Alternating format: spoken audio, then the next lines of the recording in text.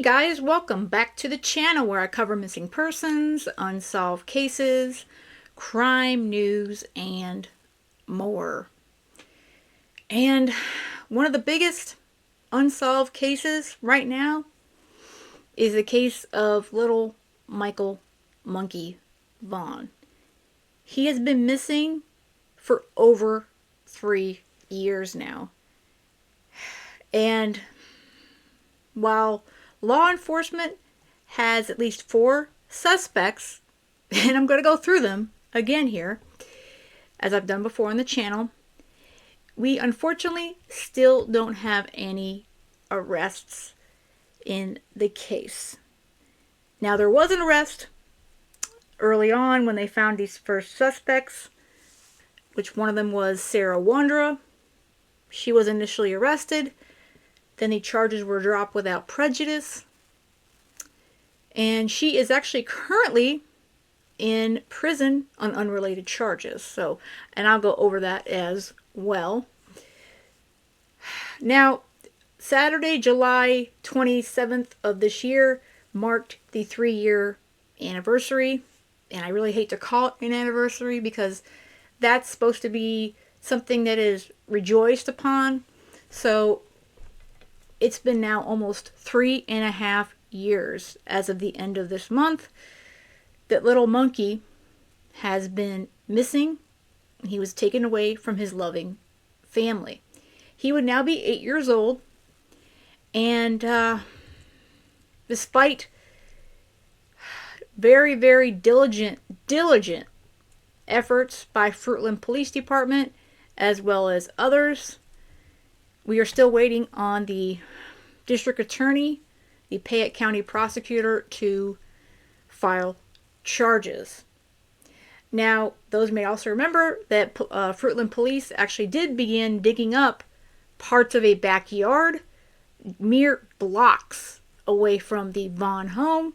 It was over a year ago in 2023, and that helped bring some hope to resolving what happened to little Michael Vaughan. That's also what we learned all about the 4 suspects in this case. And I'm going to replay the press conference from Chief Huff to continue to keep these 4 suspects' faces out there, because they know, these 4 know, and maybe others know what happened to Michael. All right. Good afternoon, everybody. I just wanted to start out by saying thank you to our media partners. Thanks for being here. Thank you for the continued coverage of the Michael Vaughan case. I also wanted to begin by just giving my sincere thanks to all the law enforcement agencies, local businesses, and members of the public who helped us over the course of the last 1.5 years of this intense investigation. More recently, during the last 3 weeks, we could not have completed the work necessary without the selfless help of others. The community support has been absolutely incredible. As you know, from the time Michael went missing, this has been an all-hands-on-deck investigation, and it remains very active and an ongoing investigation. You can't take one of our most precious citizens from us and ever expect us to stop. During the course of this investigation to date, we received credible information that the remains of Michael Vaughan could be found in the backyard at 1102 Red Wing Street in Fruitland. As a result, the Fruitland Police Department obtained a search warrant for the residence along with the front and backyards. That search warrant was served on November 11th. It was a Friday. We served that late in the evening. Upon entry, officers encountered Stacy Wondra, one of the known occupants of the home, and Sarah was subsequently arrested based on probable cause that she had knowledge of Michael's death and failed to report that death to law enforcement. The following day, the Fruitland Police Department, joined by the Idaho State Police, the Idaho Mountain Search and Rescue, the Fruitland Fire Department, and the Fruitland Public Works Department, began a very methodical excavation of the backyard of the Wondras' home. During that excavation process, the Idaho Mountain Search and Rescue, Mountain States detection dogs deployed multiple certified human remains detection dogs on the property. all of them alerting to the presence of human remains. Ground penetrating radar was also used and deployed, detecting anomalies in the backyard. We completed the excavation of the entire backyard and removed over 250 yards of dirt. Prior to backfilling the yard, the dirt was meticulously sifted for any potential human remains. We did not find Michael's remains. Okay. So, Michael was in that backyard. And then he was moved. This tip law enforcement received, it is believed it is from one of the suspects, Stacy Wondra, while he was still behind bars. And I believe, as well as many others believe, that at least one of the 4 suspects that they're going to show on these photos, it knows exactly where Michael is, and he is responsible for moving him. Although the remains of Michael Vaughan were not recovered, we strongly believe, based on evidence, that Michael was abducted and is deceased, and that his remains were buried and later moved from the property. As of today, the whereabouts of his remains are unknown. However, the investigation is active, fluid, and ongoing. Once the excavation was complete, we conducted a thorough search of the Wondras' residence. The search was productive, and additional investigative evidence was recovered and is currently being processed. Evidence suggests that the following individuals who are currently in custody are involved in the abduction of Michael Vaughan.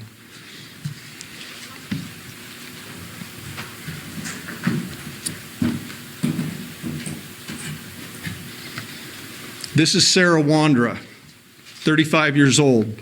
Sarah lives at 1102 Red Wing Street in Fruitland and was living there at the time of Michael's disappearance. We believe that Sarah has firsthand knowledge and is involved in Michael's abduction. Sarah Wondra is currently being held at the Payette County Jail for failing to report a death to law enforcement.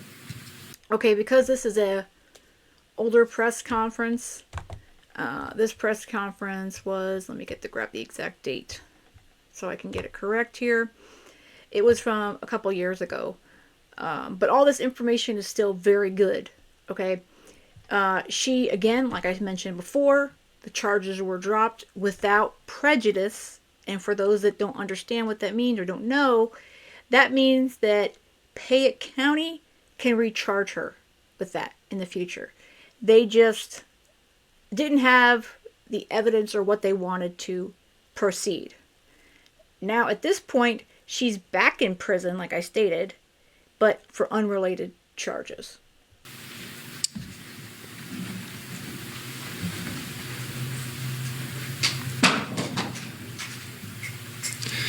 This is Sarah's husband, Stacy Wondra, 30 years old, a male. Stacy was also living at 1102 Red Wing Street in Fruitland and was living there at the time of Michael's disappearance. We believe that Stacy has firsthand knowledge and is involved in the abduction of Michael Vaughan. Stacy's currently being held in the Washington County Jail on unrelated charges. And he was released, went back in, and he recently was re-released again. And there is some big news about what Stacy thinks he can file due to this case, and I'll go over that next. Now, the next individuals I'm going to introduce you to, let's go at the bottom there.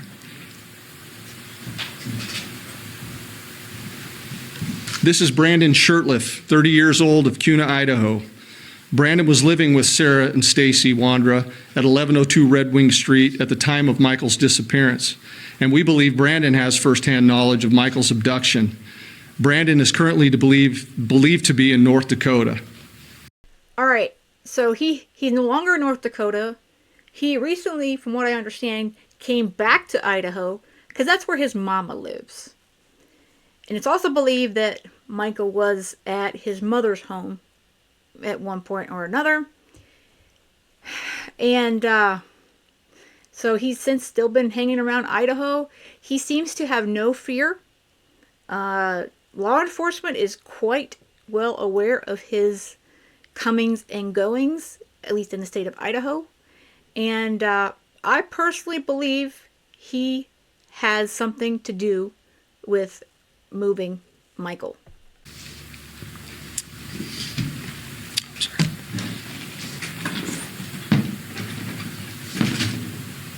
Adrian Lucien, 32-year-old male out of Toledo, Ohio. Adrian was staying with Sarah and Stacy Wondra at 1102 Red Wing Street at the time of Michael's disappearance, and we believe that Adrian has firsthand knowledge of Michael's abduction.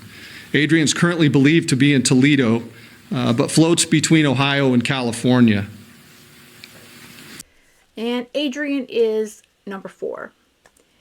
He may or may not have been involved with the actual abduction, but he is definitely, he was 2 years ago, and he still is a suspect person of interest in the abduction of Michael Vaughan. So remember these 4 faces: Stacy Wondra, Sarah Wondra, Brandon Shurtleff, Adrian Lucien. These are the 4 folks who law enforcement, after their extensive investigations, believe took Michael away from his family. So Stacy Wondra has filed a lawsuit, and he's filed it against the United States of America. Okay? The article is on the Argus Observer. I pulled up the filing. It states the plaintiff is Stacy James Wondra. Now, here is who he is suing. Okay, he's suing the Fruitland Police Department, the United States of America, Idaho State Police, and the Payette County Sheriff's Office. And there's the case number. He filed this back on August 19th in the U.S. District Court for the District of Idaho. And looks like the nature of suit is prisoner civil rights. He believes his civil rights were violated. Yep. Let's see here. Docket report. Looks like there's another filing, order of conditional filing here. So basically he is suing for what I believe is like $80 million. It is some disgusting amount of money that he believes, because he was unjustly, okay, his constitutional rights were violated. Come on now, Stacy. You know that's not even true. You know you are guilty. Now, the good thing, and there is a good thing to this, guys, we really do need to let this civil suit go through. Because in civil court, he's going to have to answer to the other side. He's going to have to answer to the defendants. Which means they may get more information and evidence out of him. So, while this sounds horrific, and we all know this is a bunch of crap, he's not going to win jack. Okay? This could really benefit the case of Michael Vaughan.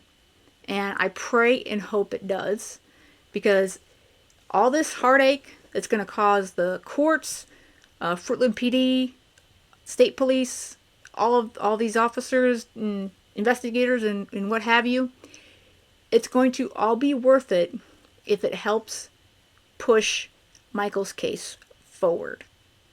It's going to be completely worth it. So, go ahead, Stacy. File that lawsuit, man. We cannot wait till you open your big mouth and have to answer every single question that the police department and sheriff's department and the United States of America attorneys, okay, ask you. We can't wait. We can't wait till you have to talk. So, Godspeed to you, Wondra. And let's not leave Sarah out of things, because, hey, I think that she is the main reason why Monkey was abducted from his family. But this is her Department of Correction of Idaho. This is her resident client search. So she is currently still in prison. Her offenses are assault aggravated with deadly weapon or instruments and she's supposed to be out. It looks like her sentence satisfaction date is 7/6 of 2027. So she's not going to be celebrating any good time soon. And then the second charge is evidence destruction, alteration, or concealment. And that one is 7/6 of 2029. Now, she is eligible for parole on 2/20 of 2026.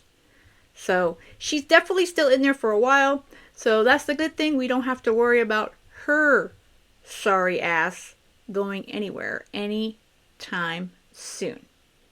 So I hope that she's going to have a very, very awful Christmas in the Department of Corrections care. We need to make sure we are continuing to share Michael's face, Michael's posters, and share his story. And I admit I have not been doing any videos lately about Michael because I feel like there's not anything to say, despite the fact that I think about him every single day. I pray for him to come home. I pray for his mom, Brandy, who's here on the screen with Chief Huff. And she's going through a very serious health issue right now, health condition, and I don't want to speak up for her, but she spoke about it this morning on Crime Lines and Lies, so if you would like to hear about that, please go on over there, my friend Brooks' channel. This family needs our help.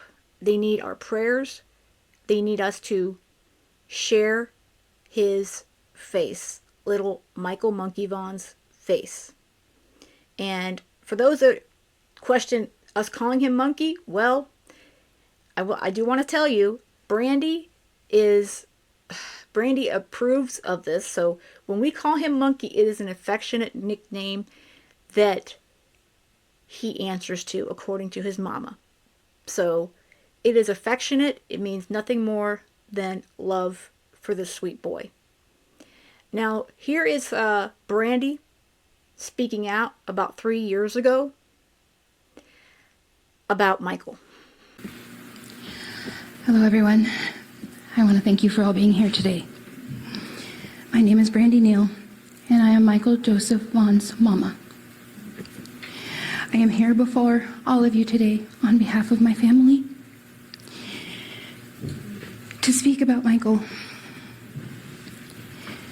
As much and everyone in our family wants to be up here in front of all of you today, I am here to speak on all of our behalf. I am here to ask you all. I'm here to ask you, please for your help. I am here to ask you to please keep Michael's face, his name, and his story in every one of your hearts, your eyes, and your minds. It has been 115 days. 115 days. He has not been home. And we need every one of you. I need you. I need your help to bring my baby home.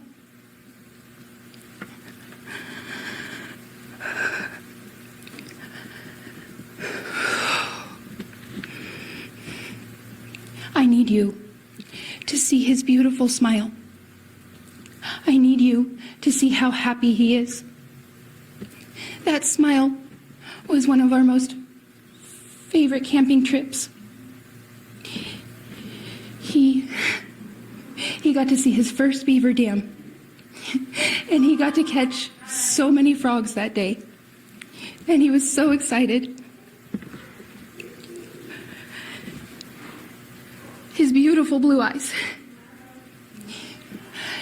He was so happy that day because I promised we would go get ice cream cones. And he laughed so hard because his baby sister got to have her first ice cream cone, and it was everywhere. We got to play at the park that whole day. It was warm, it was sunny, and we played catch, we played football until it got dark. I need you. I need your help, please.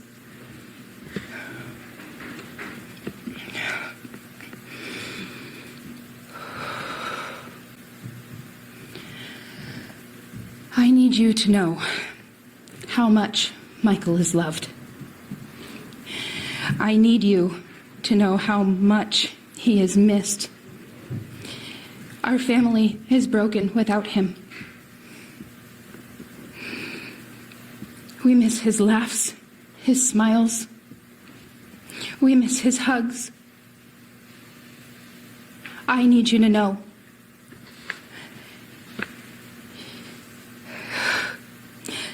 He is such a sweet, fun, exciting little boy.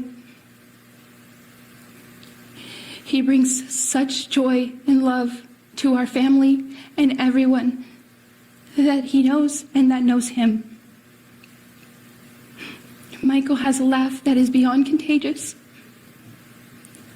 You can't help but smile and laugh when you hear his laugh.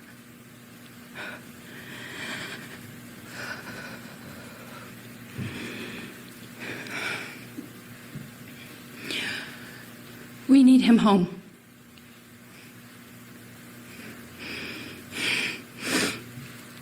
I am asking for your help. I am asking for everyone's help. Please, please, if you know anything at all, if you know something, please, I am begging. This is my baby. This is my son. I need him home. I want him home. Please, I need your help to bring him home.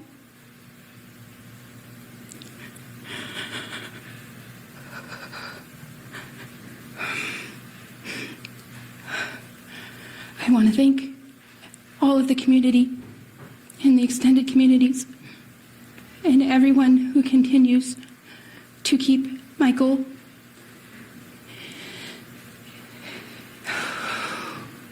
in your thoughts, in your prayers, and in your eyes. Please keep sharing his picture. Please, any information to help bring my son home. I want to thank the Fruitland Police Department, the state, FBI. I want to thank all of them for their continued support.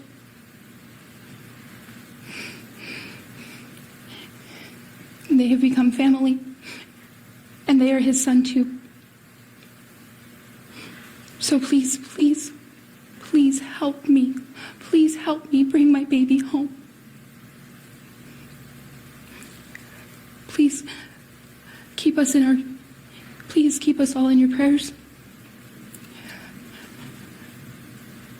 Anything, please help. Please help us bring our baby home. Thank you.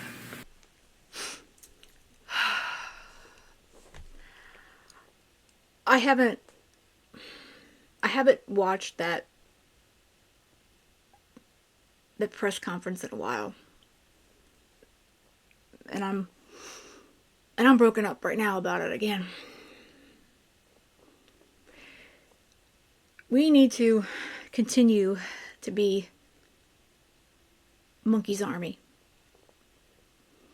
We need to continue to do what his mama, Brandy Neal, has asked from the beginning. Share his face. Share these posters. Pray for them. That we need to be able to do our part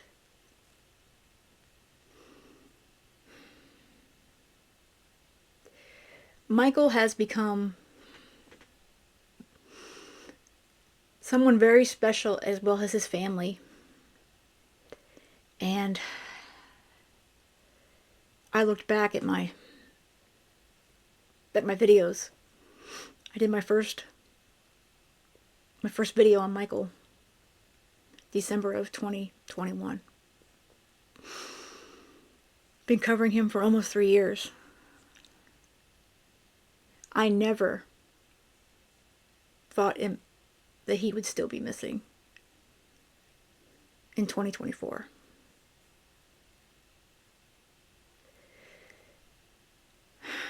His family and Michael deserve justice. Again, let's continue to share his poster, share his beautiful, beautiful face and smile. And I'm going to share the phone numbers after this and his posters, as well as some photos of Michael to close out this video. Because all I've ever wanted, as well as all of you guys who are a part of Monkey's Army, is for Michael to come home. His hashtag, Bring Monkey Home, is still strong today.